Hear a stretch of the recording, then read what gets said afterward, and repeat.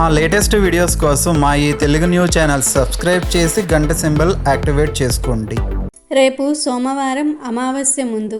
సాధారణంగా అమావాస్య రోజుకు ఎంత శక్తి అయితే ఉంటుందో అమావాస్య ముందు రోజుకు కూడా అంతే శక్తి ఉంటుంది. అయితే అమావాస్య ముందు రోజు రాత్రికి నిమ్మకాయతో ఒక పరిహారం చేస్తే చాలు, మీ దరిద్రమంతా కూడా పోతుంది. నిమ్మకాయను మీరు ఒక ప్రదేశంలో పడేయాలి. ఇలా చేస్తే మీకు ధనపరంగా బాగా కలిసి వస్తుంది. 4 వైపుల నుండి ధనం దూసుకు వస్తుంది. మీకు అన్ని విధాలుగా కూడా బాగా కలిసి వస్తుంది. అమావాస్య ముందు రోజు అంటే పరిహారాలకు చాలా అనుకూలమైన రోజు. సాధారణంగా అమావాస్య ముందు రోజుకు చాలా శక్తి ఉంది. అమావాస్య ముందు రోజు ఎవరైతే పూజలు పరిహారాలు చేయాలి అని అనుకుంటున్నారో వారు ఖచ్చితంగా అమావాస్య ముందు రోజు నుండి నియమాలు పాటించాలి.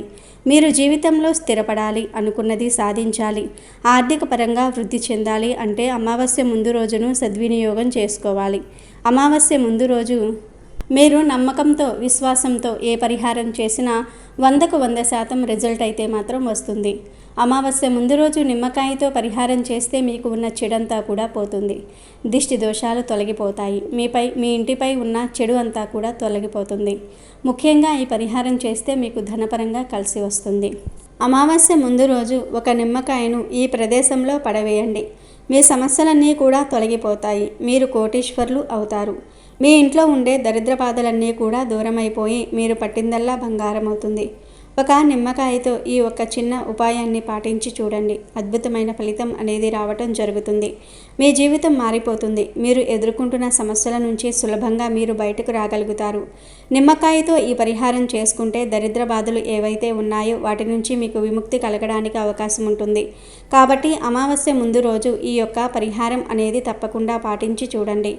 చాలామంది కూడా మా ఇంట్లో అస్సలు బాగుండదండి, ఎప్పుడు చూసినా ఏదో ఒక ఆరోగ్య సమస్యలు వస్తూ ఉంటాయి, ఏదో ఒక రకంగా సమస్యతో బాధపడుతూ ఉంటారు, ఇబ్బంది పడుతూ ఉంటారు. మేము దాని నుంచి ఎలా బయటపడాలి, మేము ఎన్ని పరిహారాలు చేసినా కానీ మాకు మాత్రం కలిసి రావటం లేదని ఇబ్బంది పడిపోతూ ఉంటారు. అలాంటి వాళ్లకు ఇప్పుడు మనం చెప్పుకోబోయే ఈ పరిహారం అనగా ఈ నిమ్మకాయ పరిహారం చాలా బాగా చక్కగా ఉపయోగపడుతుంది.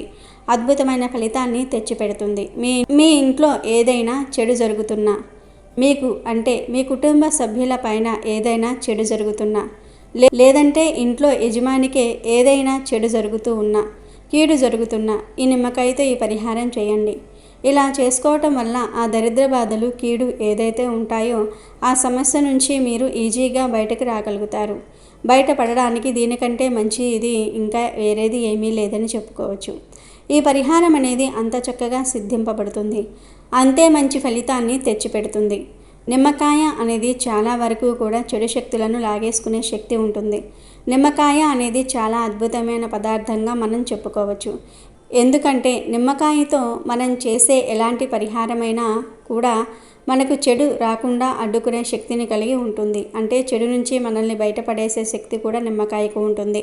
చెడుని తీసేసే శక్తి కూడా నిమ్మకాయకు ఉంటుంది. నిమ్మకాయ అనేది చాలా పవిత్రంగా మనం భావిస్తూ ఉంటాము. ఎక్కడికైనా దూర ప్రయాణాలకు వెళ్ళినప్పుడు, దూర ప్రాంతాలకు వెళ్ళినప్పుడు అక్కడ ఏదైనా మనకు చెడు జరుగుతుందని మనం భావించుకున్నప్పుడు నిమ్మకాయను మనం తీసుకొని బయటకు వెళ్తే మంచిది. అలా వెళ్ళటం వల్ల మన ద్వారా ఏదైతే చెడు వస్తుందో అదంతా కూడా నిమ్మకాయ లాగేసుకుంటుంది. మన పెద్దవారు మనకు చెప్తూ ఉంటారు.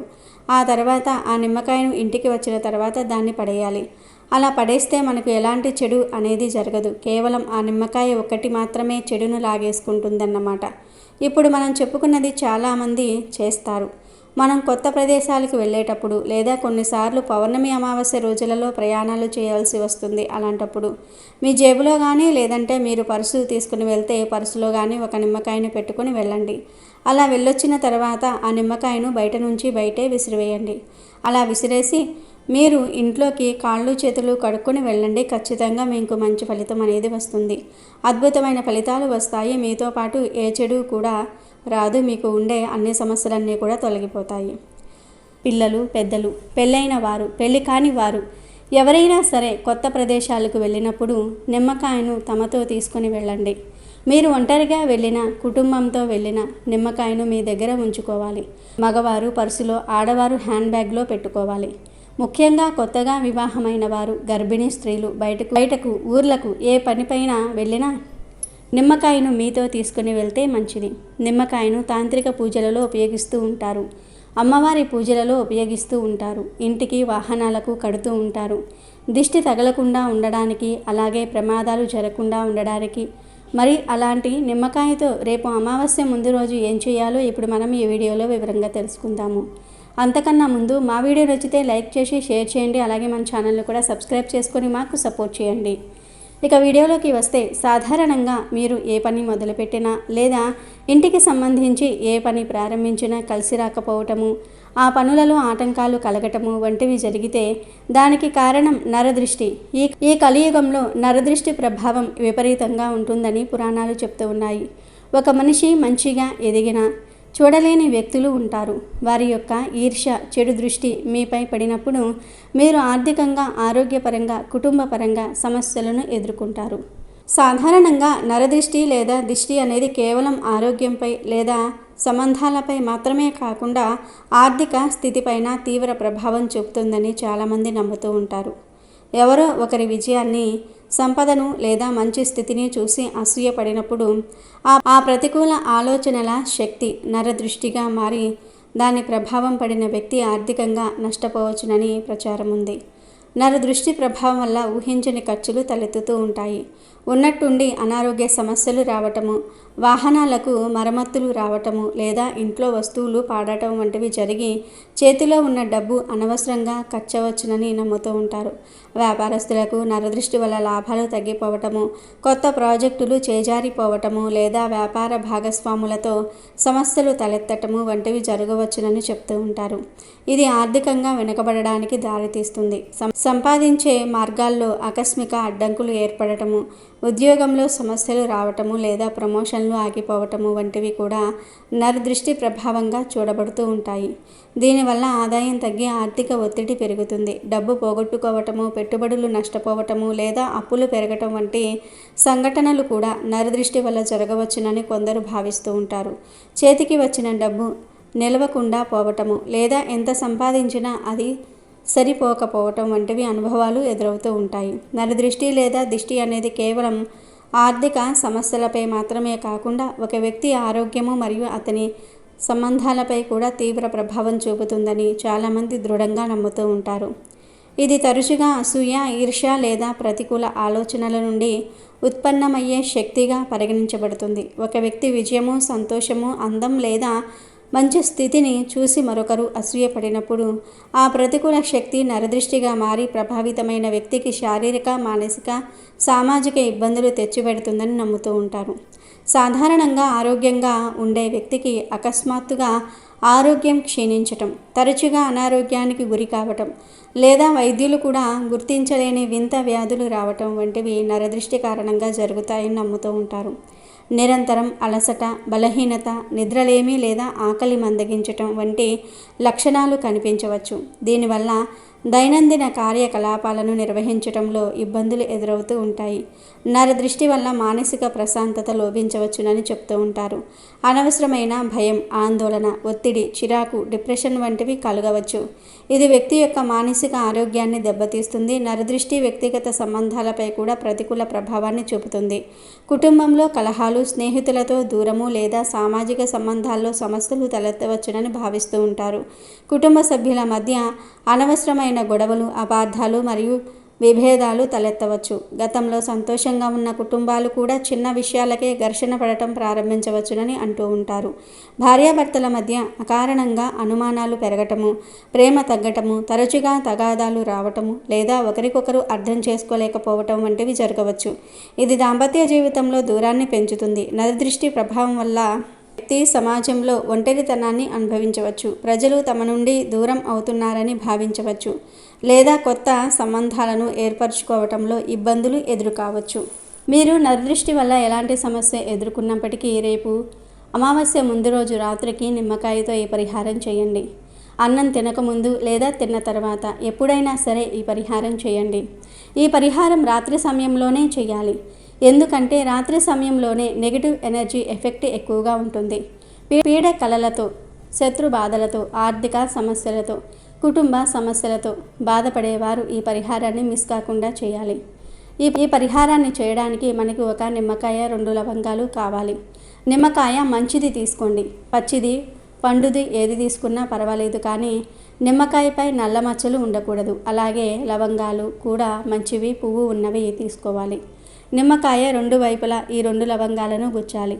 ఆ తర్వాత ఆ నిమ్మకాయ మీ 2 చేతులలో పట్టుకొని ఇల్లంతా తిరగాలి, ప్రతి గదిలో తిరగాలి. తిరిగేసిన తర్వాత ఇంటి బయటకు వచ్చి మీ తల చుట్టూ లేదా మీ ఇంటిలో ఎవరైతే ఎక్కువ సమస్యలు ఎదుర్కొంటున్నారో వారి తల చుట్టూ కూడా ఆ నిమ్మకాయను 3 సార్లు తిప్పాలి. ఆ తర్వాత ఆ నిమ్మకాయను పారే నీటిలో పడవేయాలి. పారే నీటిలో పడేస్తేనే మంచిది.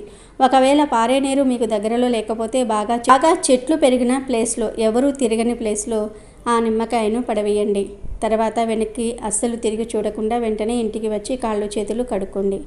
మీరు ఎవరికైతే దిష్టి తీశారో వారిని ఇంటి బయట కాళ్ళు చేతులు కడుక్కోమని చెప్పి స్నానం చేయమని చెప్పండి.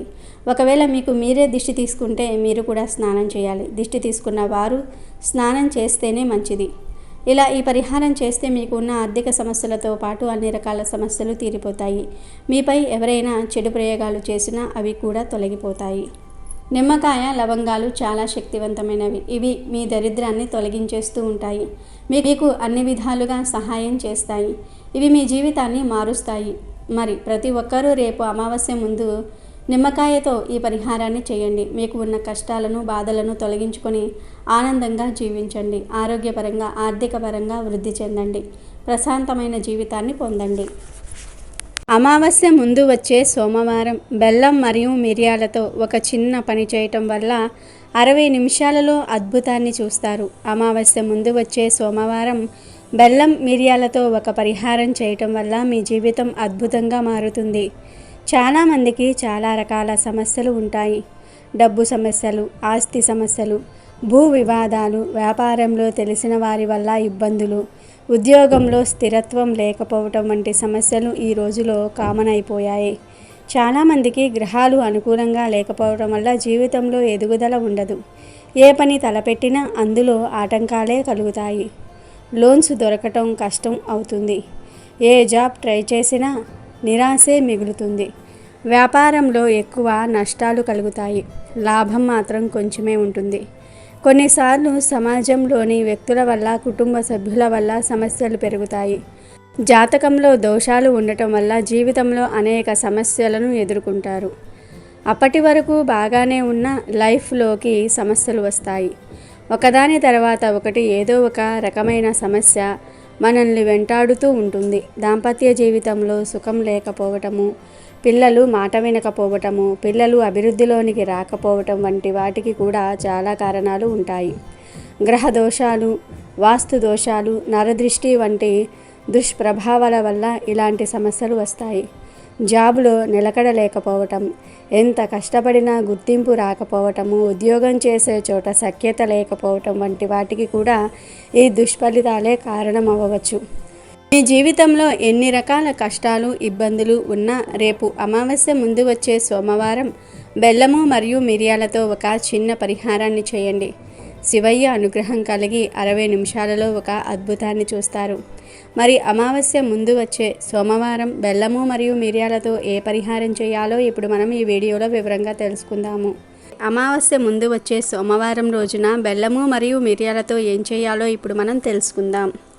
సోమవారం ఉదయం ఈ పరిహారం చేయాలి. ఉదయాన్నే నిద్రలేచి పనులను ముగించుకొని తలకు స్నానం చేసి శివుడిని పూజించాలి. పూజ చేసే ముందు ఒక ప్లేట్ తీసుకోండి. ఆ ప్లేటుపై ఒక తమలపాకును పెట్టండి. ఆ తమలపాకుపై ఒక బెల్లం ముక్కను కూడా ఉంచాలి. మీరు ఎంత బెల్లం తీసుకున్నా పర్వాలేదు, ముక్కలుగా ఉండాలి. ఇప్పుడు కొన్ని మిరియాలను తీసుకోండి. బెల్లం ముక్కకు 4 వైపులా 4 మిరియాలను గుచ్చండి. ఇప్పుడు బెల్లానికి మధ్యలో కుంకుమతో బొట్టు పెట్టి దానిపై కూడా ఒక మిరియాన్ని గుచ్చండి. ఇలా బెల్లంపై మిరియాలను గుచ్చిన తర్వాత ఆ ప్లేట్ను శివుడి పటం ముందు పెట్టి పూజించండి. ఓం నమశివాయ అంటూ 5 సార్లు ఆ బెల్లం మిరియాలపై అక్షింతలు వేసి మీ సంకల్పం చెప్పుకోండి. స్వామివారికి విడిగా బెల్లాన్ని నైవేద్యంగా పెట్టి హారతి ఇవ్వండి. ఇక బెల్లం మిరియాలు పెట్టిన ప్లేట్ను అలానే వదిలివేయండి. ఇక అదే రోజు సాయంత్రం స్నానం చేసి ఇంటిలో పూజ చేసి తమలపాకుపై పెట్టిన బెల్లం మిరియాలను మీకు దగ్గరలో ఉన్న రావి లేదా వేప చెట్టు మొదట్లో కొంచెం గొయ్యి తీసి పెట్టండి. కొన్ని నీళ్లు చెట్టు మొదట్లో పోసి ఆ తర్వాత గొయ్యి తీసి వీటిని అంటే తమలపాకు, బెల్లము, మిరియాలను ఆ చెట్టు కింద పాతిపెట్టండి. ఇలా చేస్తే ప్రతికూలంగా ఉన్న గ్రహాలు అనుకూలంగా మారుతాయి. వాస్తు, గ్రహ, నరదోషాలన్నీ కూడా తొలగిపోతాయి. ఈ పరిహారం చేసిన 60 నిమిషాలకు అద్భుతాన్ని చూస్తారు. మీకు ఉన్న ఏదో ఒక సమస్య తీరిపోతుంది. అమావాస్య ముందు వచ్చే సోమవారం బెల్లము మరియు మిరియాలను ఇలా చెట్టు మొదట్లో పాతిపెట్టడం వల్ల మీ జీవితంలో ఉన్న చీకట్లు తొలగిపోయి మీ జీవితానికి ఒక కొత్త వెలుగు వస్తుంది. వివాహంలో మరియు ఉద్యోగ ప్రయత్నాలలో ఆటంకాలు కలుగుతున్నాయి అనుకునే వారికి ఇది ఒక మంచి పరిహారం. భూ సమస్యలతో ఇబ్బంది పడేవారు నమ్మకంతో ఈ పరిహారం చేస్తే అతి త్వరలో భూ సంబంధిత సమస్యలు తొలగిపోతాయి. మీ జీవితంలో ఉన్న ఎంత పెద్ద సమస్య అయినా సరే ఈ చిన్న పరిహారం తొలగిస్తుంది. బెల్లము మరియు మిరియాలు మన అందరి ఇళ్లలో ఉంటాయి. ఇవి రెండు ఆరోగ్యానికి ఎంత మేలు చేస్తాయో మన జీవితానికి కూడా అంతే మేలు చేస్తాయి. మరి ప్రతి ఒక్కరూ రేపు అమావాస్య ముందు వచ్చే సోమవారం బెల్లం మిరియాలతో ఈ పరిహారాన్ని చేసి 60 నిమిషాలలో అద్భుతాన్ని చూడండి. నమ్మకంతో చేస్తే ఫలితం దక్కుతుంది.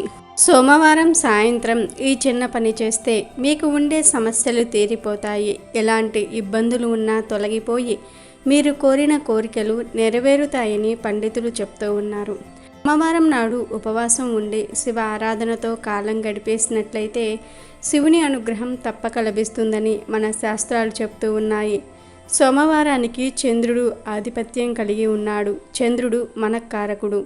ఈ మనఃకారకుడైనటువంటి చంద్రుని అనుగ్రహం మనకు లభించినట్లయితే మనం ప్రశాంతంగా ఏదైనా సాధించగలుగుతాం. మన జీవితంలో మనం ఎంత ఆనందంగా ఉన్నప్పటికీ కూడా ఎక్కడో ఒక చోట విషాద రేఖ ఉంటుంది. అది చంద్ర సంబంధమైనది. ఆ విషాద రేఖ మనకు బాధ కలిగించకుండా ఉండాలంటే సోమవారం నాడు ప్రత్యేకంగా శివ ఆరాధన చేయాలి. చాలామంది సోమవారం రోజు పాలతో, పెరుగుతో, చక్కెరతో, నేతితో, తేనెతో అభిషేకాలు చేస్తూ ఉంటారు. కానీ సర్వోత్తమైన అభిషేక ఫలితం శుద్ధ జలంతో చేసే అభిషేకం ద్వారానే వస్తుంది. సోమవారం రోజు పాశుపత మంత్రాన్ని జపిస్తే ఆకస్మిక మృత్యు దోషాలు తొలగిపోతాయి. అనారోగ్యం దరిచేరదు. ఆరోగ్యంగా ఉండగలుగుతాం. సోమవారం నమశివాయ అనే మంత్రాన్ని వీలైనన్నిసార్లు జపిస్తే ఎంతో శుభప్రదం. ఇలా సోమవారం ఉపవాసం ఉండి పూజ చేసి సాయంత్రం వరకు శివుణ్ణి ధ్యానిస్తూ సాయంత్రం సూర్యాస్తమయానికి సంధ్యావందనాది కార్యక్రమాలు పూర్తి చేసుకొని శివ ఆరాధనకు ఉపక్రమించి ఆ తర్వాత రాత్రి సమయంలో అంటే 6 నుండి 9 గంటల మధ్య ఉండే నిశికాలంలో శివునికి శుద్ధ జలంతో అభిషేకం చేయాలి. ఒక చెంబుడు శుద్ధ జలాన్ని శివుడికి సమర్పించి అభిషేకం చేయాలి. ఇలా అభిషేకం చేస్తే పరమేశ్వరుడు సంతృప్తి చెంది కలియుగంలో ఎదురయ్యే కష్టాలను తొలగిస్తాడు. అలాగే సోమవారం ఉదయం శివుణ్ణి పూజించేటప్పుడు మీరు ఎన్ని నైవేద్యాలు సమర్పించినా సరే వాటితో పాటు చిన్న బెల్లం ముక్కను నైవేద్యంగా పెట్టండి. ఈ బెల్లం ముక్కను మీ ఇంట్లో ఉండే చిన్న పిల్లలకు కానీ లేదా బయట చిన్న పిల్లలకు కానీ ఇస్తే ఎంతో మంచిది. ముఖ్యంగా తీవ్రమైన సమస్యలు ఉన్నాయని బాధపడేవారు, అవి ఎలాంటి సమస్యలైనా సరే భరించలేని సమస్యలు ఉన్నాయని బాధపడేవారు ఏదైనా ఒక సోమవారం రోజు ఎక్కువ పరిమాణంలో అంటే ఒక 10 కేజీలు, 20 కేజీలు, 30 కేజీలు మీ స్తోమతను బట్టి ఎంతో కొంత బెల్లాన్ని సాయంత్రం వేళ ఎవరికైనా సరే దానంగా ఇచ్చారంటే పరమేశ్వరుని యొక్క అనుగ్రహం కలిగి మీ సమస్యలన్నీ కూడా తీరిపోతాయి. మంచి ధనలాభం కూడా కలుగుతుంది. మీకు ఎదురయ్యే సమస్యలకు పరిష్కార మార్గాలు తెలుస్తాయి. మంచి బుద్ధి, తెలివితేటలు వస్తాయి. కనుక మీకు కూడా తీవ్రమైన సమస్యలు ఉంటే అవసరంలో ఉన్నవారికి సోమవారం రోజు సాయంత్రం బెల్లం దానం ఇవ్వండి. మీ సమస్యలన్నీ తీరిపోతాయి. అంతా మంచి జరుగుతుంది. కాబట్టి మీరు కూడా సోమవారం ఈ చిన్న చిన్న పనులు చేసి మీ సమస్యలను తొలగించుకొని మీ జీవితాన్ని మార్చుకొని సంతోషంగా జీవించండి. అమెజాన్లో బెస్ట్ డిస్కౌంట్స్ కోసం వీడియో డిస్క్రిప్షన్లో లింకు ఉంది, చూడండి. అలాగే మా టెలిగ్రామ్ ఛానల్ సబ్స్క్రైబ్ చేసుకోండి.